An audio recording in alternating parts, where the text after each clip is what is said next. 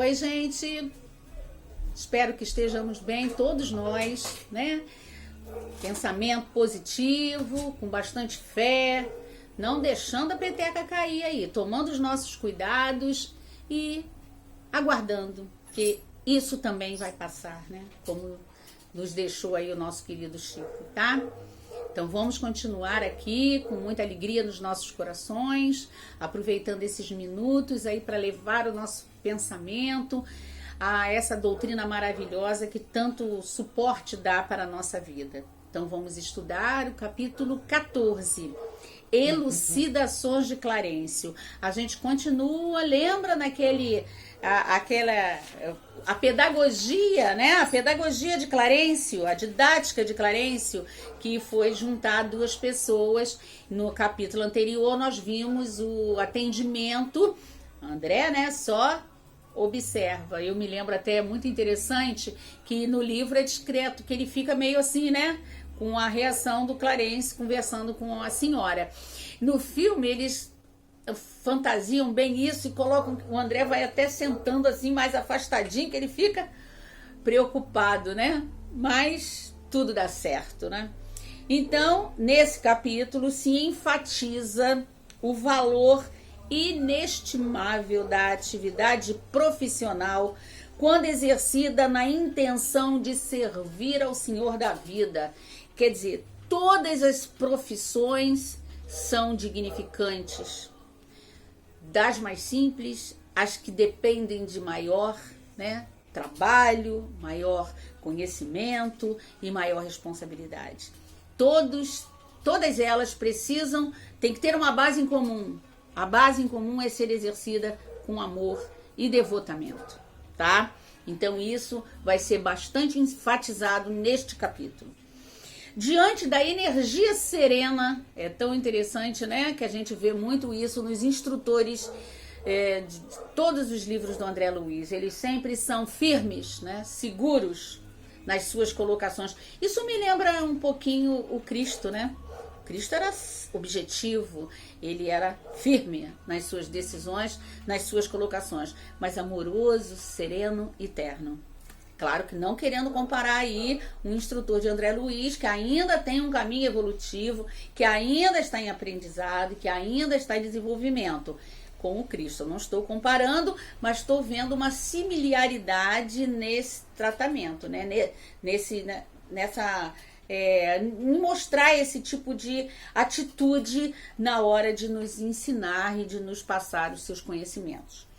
Então, diante da energia serena com que Clarencio tratou a senhora que o antecedeu na audiência, André Luiz pondera se deve solicitar oportunidade de trabalho como médico ou submeter-se a qualquer outra tarefa. Quer dizer, esse atendimento à senhora foi um puxãozinho de orelha para o André. O que o André ia pedir? Quero trabalhar de médico. Já, né? Tem que começar esquecendo que a gente tem que começar por baixo. Tudo é merecimento. Então, pede qualquer trabalho útil que o tire da ociosidade, para ele não ficar à toa que ele quer trabalhar. Quer dizer, se viu a pedagogia do Clarencio, utilidade aí, porque o atendimento à senhora fez com que André baixasse a bola, né? André ficasse um pouco mais humilde. Então a gente pode ver até uma referência no Evangelho, no item 11, no capítulo 7, que é bem-aventurados os pobres de espírito, o orgulho, né? Porque o André, no início, ele tinha esse orgulho. Então o orgulho é o terrível adversário da humanidade. Aliás, o orgulho é o terrível adversário da humildade. Os grandes da terra imaginam que os títulos e as riquezas são recompensas deferidas aos seus méritos. Eu consegui porque eu tenho mérito para isso. Na balança divina são iguais todos os homens. Só as virtudes, não é o mérito, é as virtudes, os distinguem aos olhos de Deus.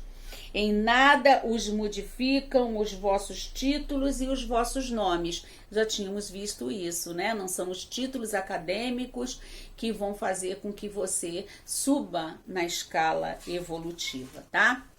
Aí, continuando, o ministro diz que, na realidade, André não honrou a confiança do pai no exercício da profissão.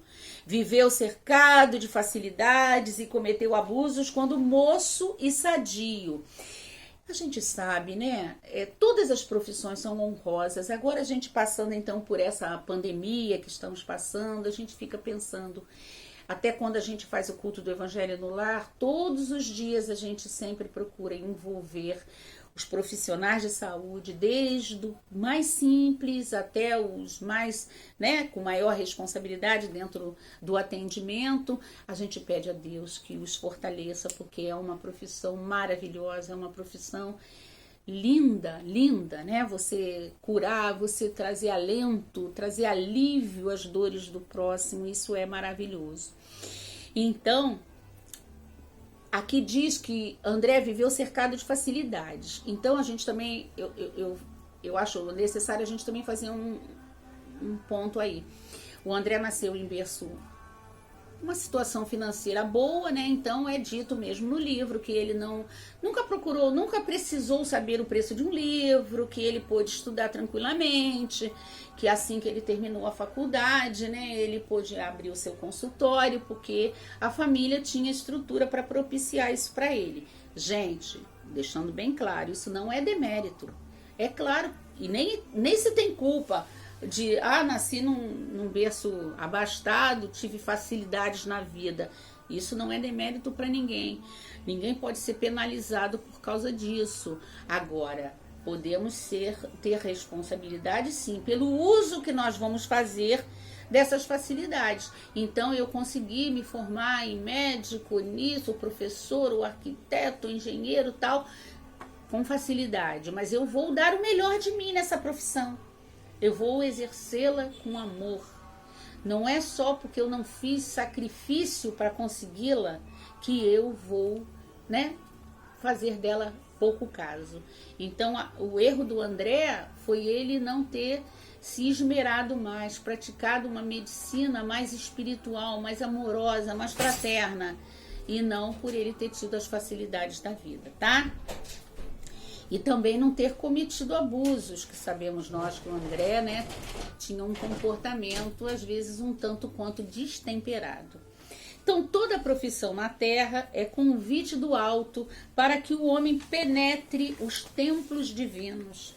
Infelizmente, a maioria dos médicos na crosta estaciona em diagnósticos e terminologias acadêmicas, se aprisionam aos gabinetes movidos pela vaidade, não conseguem sobrepor-se aos preconceitos comuns, e que ele não fugiu à regra, não se preparou convenientemente para os serviços espirituais. Voltamos a enfatizar, isso tudo é necessário, o médico tem que estudar, tem que progredir, tem que crescer, tem que cada vez estudar mais. Então essas terminologias acadêmicas, os títulos são excelentes, são maravilhosos, ele não pode esquecer de exercer essa medicina com amor e com fraternidade.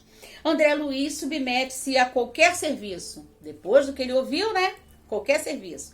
E o ministro informa que as intercessões da genitora, quer dizer, da mãe de André, e de 15 dos 6.000 pacientes que ele receitou gratuitamente, mesmo por troça, são atos meritórios que o levam a dar-lhe a oportunidade de aprendiz. Quer dizer, o André fez o bem.